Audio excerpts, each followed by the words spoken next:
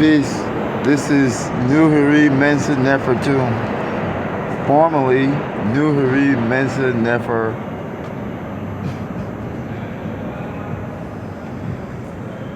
No Nefer. Nuhiri Mensa Ogun. And then prior to that, Eb Ranir Neter Et. Which is not a title. This sister, of course, meaning she was identified as black or African American. I think she was African American, like born here, said to me, "Why do you have a title?" I was like, "It's not a title, it's just a name." She was arguing with me. And I was like, she's just new to this group. She just doesn't know that people have, it's just, the names for me were just words from the KHEMU language that they strung together as names, which is ingenious,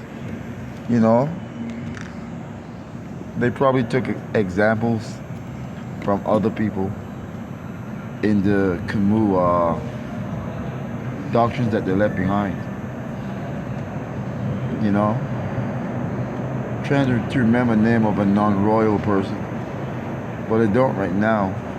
To say, yeah, it's okay to have a name like this in 1996 or whichever year they started the names, because I remember R.A. Strachan had a name book. R.A. Strachan is Ra'u Nefer Amen.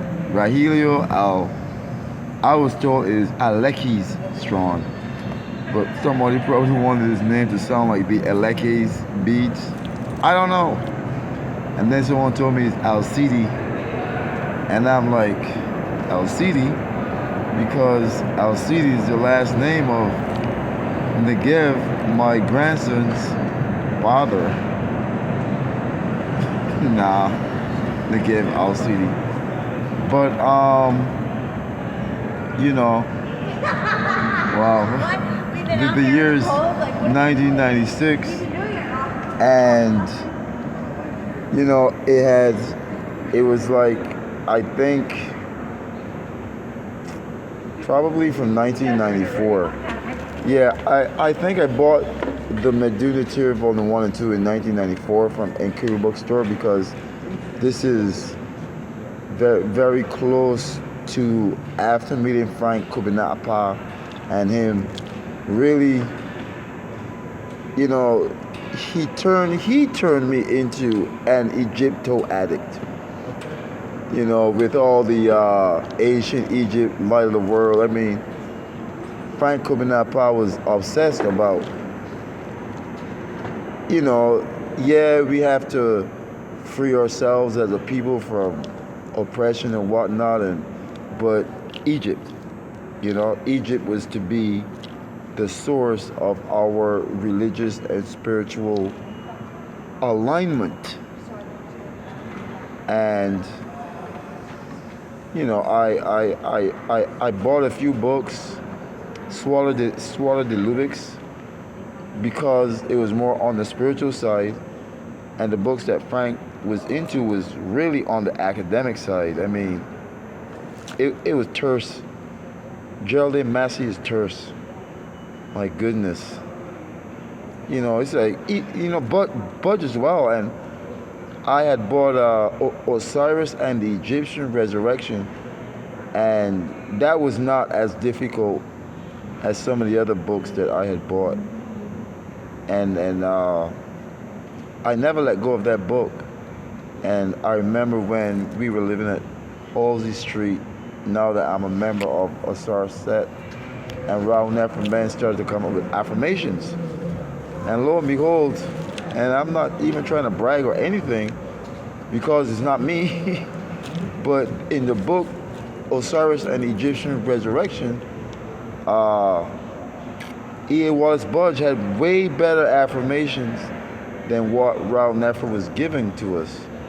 And I don't know if I remembered an affirmation, so I went to that book, because I believe that's what happened as he was giving out affirmations, which I really think came out of the fire circle, because with the Geb chant, there's like affirmations, there's like sayings that you like visualize, you know. So we had been in the fire circle, and he probably appreciated the results of using affirmations while you're meditating. So,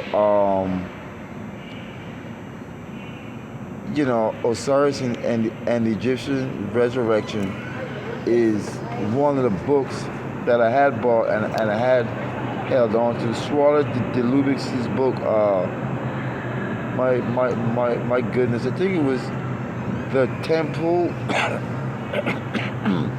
in Man.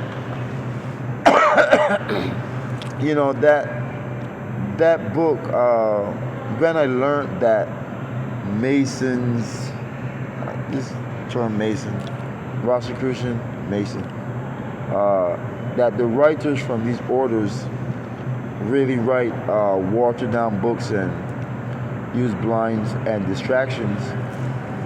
But with Swallow de Lubix's Temple of Man, what he really did was leave out a lot of science. You know, just like I was speaking on the eye rotation movement and the biology behind why that's important. The whole temple in man and the construction of the temples according to the anatomy of man.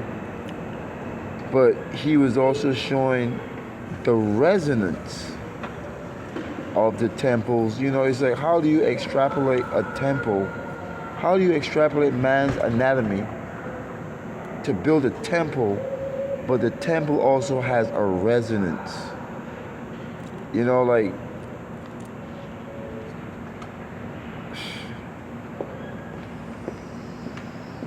let's just say Swallow de Lubix's book, The Temple of Man, made you think about the knowledge of the KHEMU and the application of the knowledge.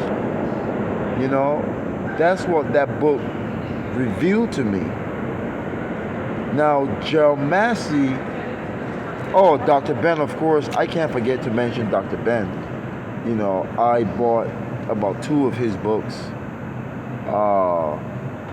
You know, Dr. Ben, what I liked about Dr. Ben, you know, these are books that Frank introduced me to.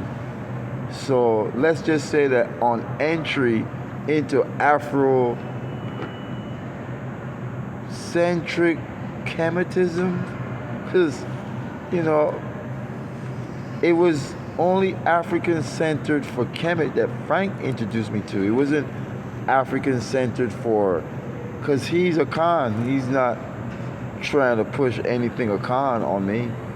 And he's not trying to push anything a Khan on himself as far as I'm concerned. You know, he had spent from a young age being indoctrinated into ancient Egypt by and with his childhood friend Vernon. So, you know, I'm looking at a person who's now 18 years old, who I think started from a junior high. From a junior high, he's being indoctrinated into ancient Egypt. But Afrocentrism was the name of the movement.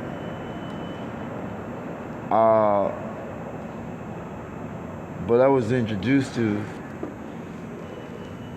Kemetism. I don't mind calling it Kemetism, because there was no priesthood.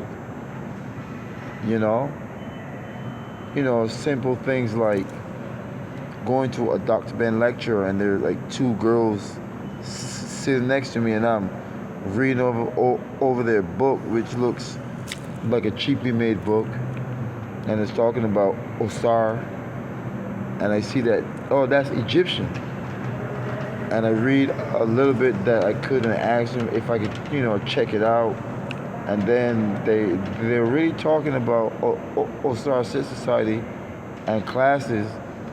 And my perception of a Star Society and classes was that it was like on Fulton Street, close to Nostrand, on the first floor of a place that you can probably rent maybe for $1,200 a month. I could see glass. I could see chairs. But a small room and a small space. So it's probably that they moved to Dean Street because I was interested, Meaning like I'm past the point where there's a conspiracy. There's a conspiracy. And I'm like at the center of it. So my interest in the Star Society and like I'm psychic. Okay. I hate it. Okay. Yeah, from what they told me, that was like their beginning. Maybe that was like Nature's Table, their health food store. Maybe they'd moved it down into Brooklyn.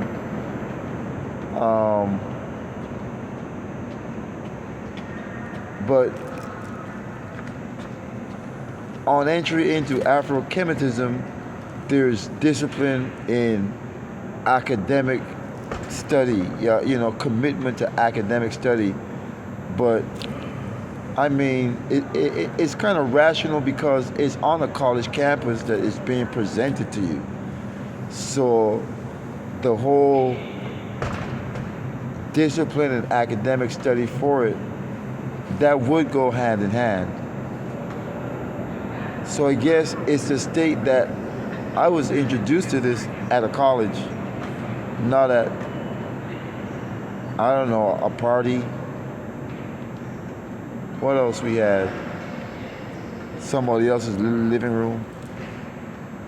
I mean, that's how some people find this, You're going to hang out with someone that you've never met, with a person that you are going with, you are cool, and they just pull out a book or something and ask, have you ever read this? But with me, it was, at a college campus. I don't remember where or how Frank and I got to talking, but I remember that he was acting very delirious about getting the classes that he needed for the semester. And I think I remember thinking, this should be done before the semester starts. He's like, the semester has started and you're running around like a chicken without a head trying to get your courses. And I'm looking at this guy like he's acting very weird and crazy. Maybe he was a spy. Bye.